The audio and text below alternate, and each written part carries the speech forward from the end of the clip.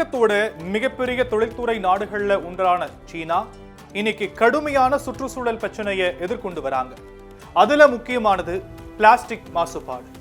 அளவுக்கு மீறிய பிளாஸ்டிக் உற்பத்தி, மறுசுழற்சி இல்லாத கழிவுகள் அண்ட் சட்டவிரோத எரிப்பு காரணமா நச்சுத்தன்மை கொண்ட வாயுக்கள் காத்துல கலந்து மேகங்கள் போல பரவி நச்சு பிளாஸ்டிக் மேகங்களா சீனாவை அச்சுறுத்தி வருது.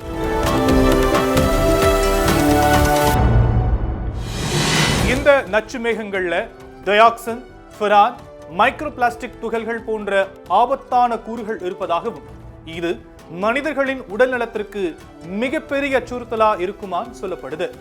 குறிப்பா குழந்தைகள், முதியவர்கள் அண்ட் மூச்சு திணறல் போன்ற நோயாளிகள் அதிகம் பாதிக்கப்படுவாங்கன்னு சொல்றாங்க வல்லுநர்கள்.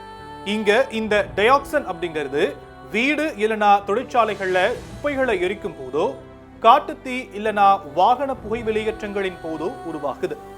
இதனால நோய் எதிர்ப்பு மண்டல பாதிப்பு, கல்லீரல் அண்ட் நரம்பு மண்டல பாதிப்பு, சரும பிரச்சனைகள், புற்றுநோய் போன்ற பாதிப்புகள் ஏற்படும்னு சொல்லப்படுது.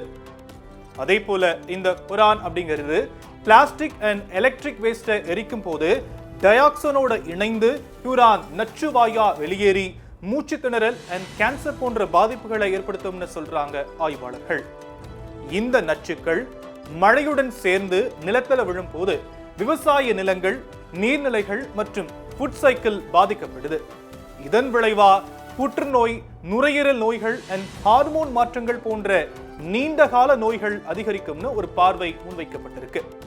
இந்த பிரச்சனையை சமாளிக்க சீனா பல கட்டுப்பாட்டு சட்டங்களை கொண்டு வந்தாலுமே இது ஒரு நாட்டின் பிரச்சனை மட்டும் கிடையாது. பிளாஸ்டிக் மாசுபாட்டை ஒரு உலகளாவிய பிரச்சனையாத்தான் நாம பார்க்கணும்.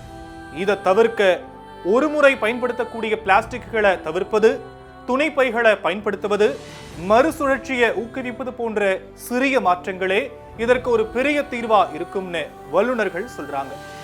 சோ பிளாஸ்டிக் வசதிக்காக இல்லை, அது பொறுப்புடன் பயன்படுத்தப்பட வேண்டிய வளம் அப்படிங்கிறது இந்த நச்சு மேகங்கள் நமக்கு சொல்லக்கூடிய முக்கிய செய்தியா பார்க்கப்படுது.